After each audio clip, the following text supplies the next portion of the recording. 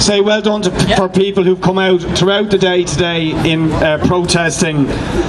It's very important that this first day of the Dail returning, that a message is sent to the government inside that they are going to face an autumn of resistance and people power standing up to their attempts to unload the cost of the bankers and speculators' gambling debts onto the backs of working people and vulnerable sectors of our society. And today has to be the beginning of building that movement of resistance into the autumn.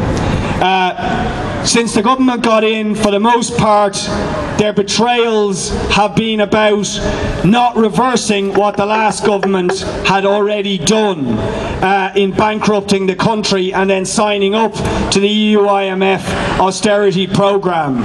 So the first wave of anger was the anger of people who thought the government were going to be better, we're going to be different, and we're going to reverse some of the worst aspects of what had already been done by the last gang of crooks. It's now clear they're not going to reverse any of that stuff.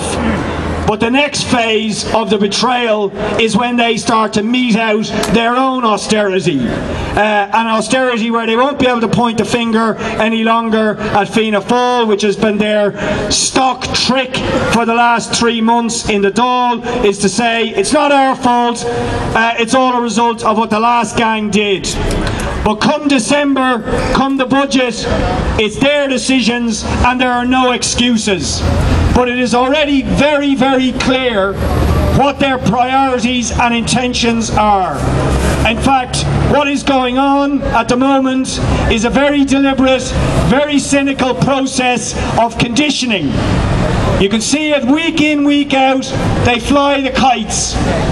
Water charges, household taxes, we might have to ratchet up the austerity from 3.6 billion to 4.2 or 4.5, talking about the ESB, talking about this, that and the other, right? That's all about conditioning us, so that when we get there, it'll be so rammed into our heads that there's going to be cuts, there's going to be austerity, that we'll be too demoralised to do anything about it. That's their plan. Fianna Fáil used to do it before, and now this gang have learned the same trick. Fly the flag, condition people's heads into accepting austerity, accepting cutbacks, accepting sacrifice.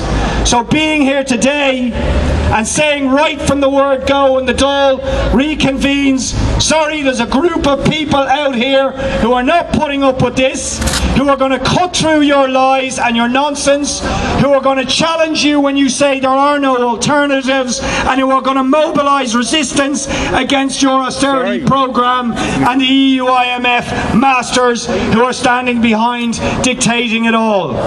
And I have to say, if my anger wasn't enough about what is going on in this country, it was recharged today when you go from the protests of special needs assistance, parents of special needs children, the children themselves, fighting just for the right to be treated as equal human beings. That's all they're fighting for. Fighting against a barbaric set of priorities that with the stroke of a pen or the imposition of a cap or a cut or a quota can essentially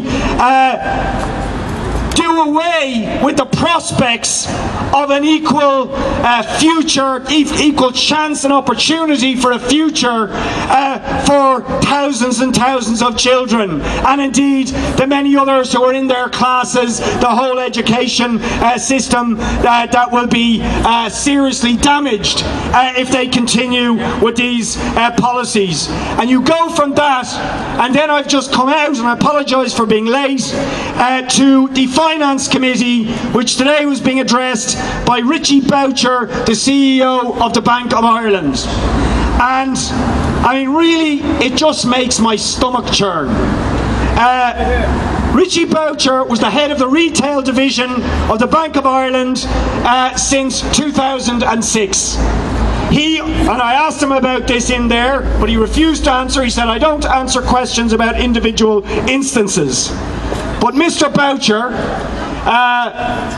who is paid, even now, after the so-called cuts in bankers' pay, $675,000 a year. 670 plus bonuses, plus expenses. He'll get half of that amount again for his pension when he retires, plus free tax advice, every bloody perk you can imagine. That's after the bankers' pay was cut.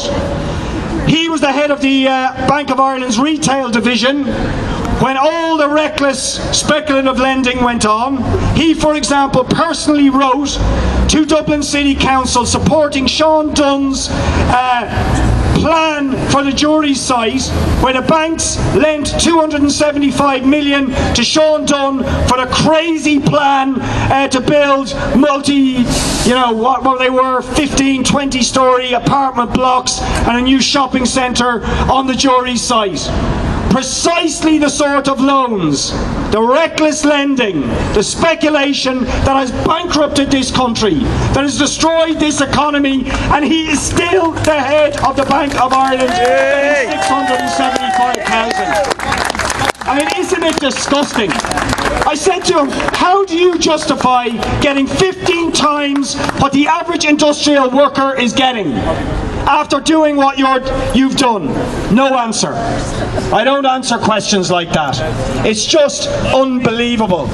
So that has to fuel our anger. While our children are being sacrificed, while working people don't know if they'll be able to pay their mortgage, don't know if they'll be able to pay their rent, where hundreds of thousands have lost their jobs, more are set to lose their jobs, we have to resist these people because they will roll over us.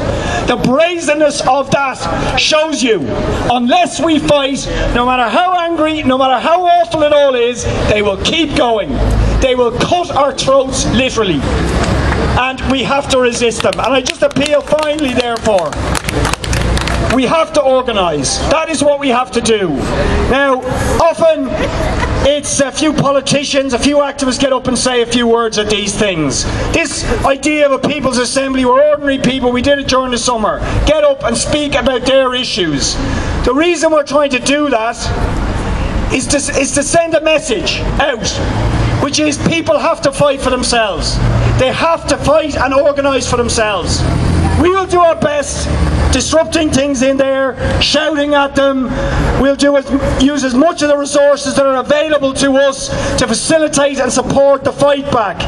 But no politician or political activist can do what needs to be done. It has to be done by every one of you. And it's not just about the words you say, although you have to learn to get up and speak, not so much here in front of other people who agree with you, but you have to go back into your communities and back into your workplaces and stand up in front of them and urge them to come out and fight.